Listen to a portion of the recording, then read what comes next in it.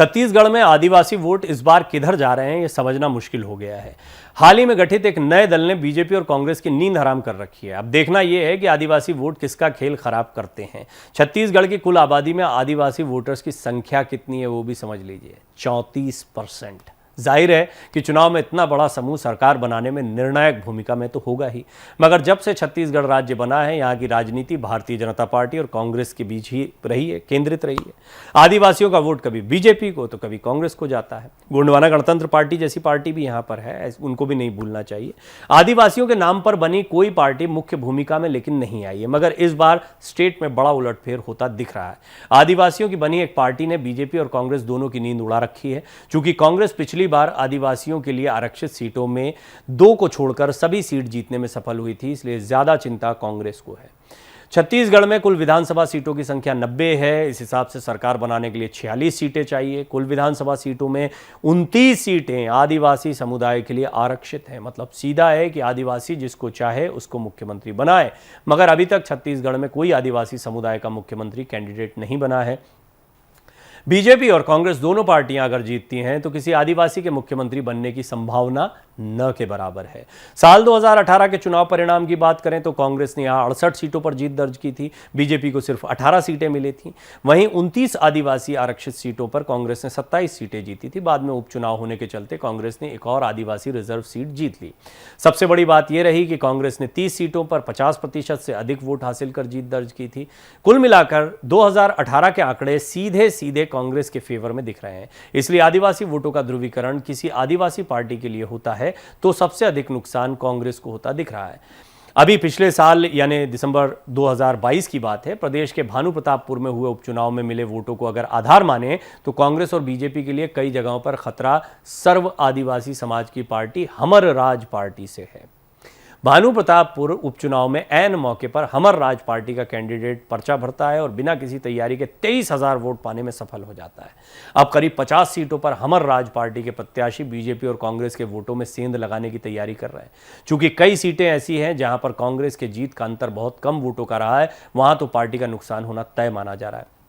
अगर 2018 विधानसभा चुनाव और 2019 के लोकसभा चुनाव के वोटिंग ट्रेंड की तुलना करें तो समझ में आएगा कि छत्तीसगढ़ में बीजेपी को एंटी इनकम्बेंसी से बहुत नुकसान हुआ था। 2018 विधानसभा चुनाव में बम्पर वोटों से जीतने वाली कांग्रेस को ठीक अगले साल 2019 में हुए लोकसभा चुनाव में अपेक्षित सफलता नहीं मिल सकी। बीजेपी ने लोकसभा चुनाव में छत्तीसगढ़ में 11 में से 8 सीटें जीतकर साबित कर दिया कि राज्य में उनकी लोकप्रियता बरकरार है। सबसे खास पहलू यह रहा कि आदिवासियों के लिए सुरक्षित 4 सीटों में से 3 पर बीजेपी ने जमा लिया। कांग्रेस को केवल 1 सीट पर संतोष करना पड़ा था। साल 2018 के विधानसभा चुनाव में करीब 14 विधानसभा सीटों पर नोटा तीसरे स्थान पर रहा। मतलब इन सीटों पर एक बड़ी संख्या में ऐसे लोग रहे जिन्हें बीजेपी सरकार से नाराजगी थी, मगर वो कांग्रेस को वोट नहीं देना चाहते थे। यही कारण है कि इन सीटों पर इस बार एक तरफा मुकाबला नहीं होगा। बीजेपी से कांग्रेस को कड़ी टक्कर मिलने वाली है। इन 14 विधानसभा सीटों नोटा को वोट देने वालों को अगर बीजेपी मना लेती है तो कांग्रेस के लिए बड़ी मुश्किल खड़ी हो सकती है। बीजेपी के लिए 2018 में आदिवासियों के लिए नाराजगी का सबसे बड़ा कारण रमन सिंह सरकार का सलवा जुडूम कार्यक्रम था। ऐसा कहा गया कि आदिवासियों के बीच इस कार्यक्रम को लेकर बड़ी नाराजगी थी। हालांकि बाद में कोर्ट ने भी इस कार्यक्रम पर रोक लगा दी थी। रमन सिंह के सीएम कैंडिडेट न होने के चलते यह संभव है कि सलवा जुडूम के नाम से नाराज आदिवासी वोटर फिर से बीजेपी के पाले में आ जाएं। इस बीच केंद्र सरकार ने आदिवासियों के लिए राष्ट्रीय स्तर पर कई काम किए हैं। बीजेपी राज में देश की पहली महिला आदिवासी राष्ट्रपति भी भारत को मिली हैं। हो सकता है कि बीजेपी के लिए जो गुस्सा आदिवासियों में 2018 में था वो कुछ कम हुआ हो, लेकिन ये बड़ा उलटफेर आपको छत्तीसगढ़ में देखने को मिल सकता है। और हर उस राज्य में जहां पर 90 सीटें, जो छोटे राज्य होते हैं वहां पर कुछ सीटें भी हैं। अगर 8-10 सीटों पर भी कुछ खेल होता है, इसमें 2 तरीके से समझा जा सकता है। एक तो खेल बनाया बिगाड़ा जा सकता है और कुछ जगहों पर सीटें जीती भी जा सकती हैं।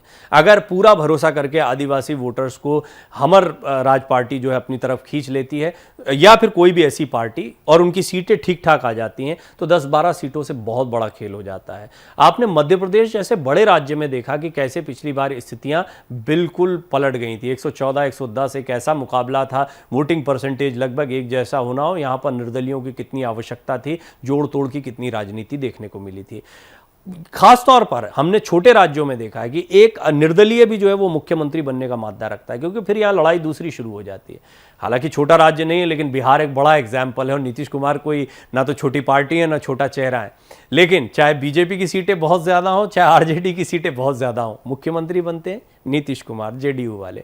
कुछ यही खेल छत्तीसगढ़ में भी हो सकता है कि अगर इतनी सीटें ये लोग ले आते हैं और दोनों बड़ी पार्टियां एक दूसरे को रोकने के लिए किसी का समर्थन करें, तो ये भी चौंकाने वाली बात नहीं है कि 10, 12 या 15 सीटें या इस तरह की कुछ सीटें जो हैं वो बहुत बड़ा खेल छत्तीसगढ़ में कर सकती हैं। देखना होगा। ये तो खैर शुरुआती एनालिसिस है, लेकिन आने वाले दिनों में ज़मीन पर इन्होंने कितना काम किया, कितना आदिवासी वोटर्स को अपनी तरफ आकर्षित किया, ये नतीजे बताएंगे। 3 दिसंबर को पता लगेगा।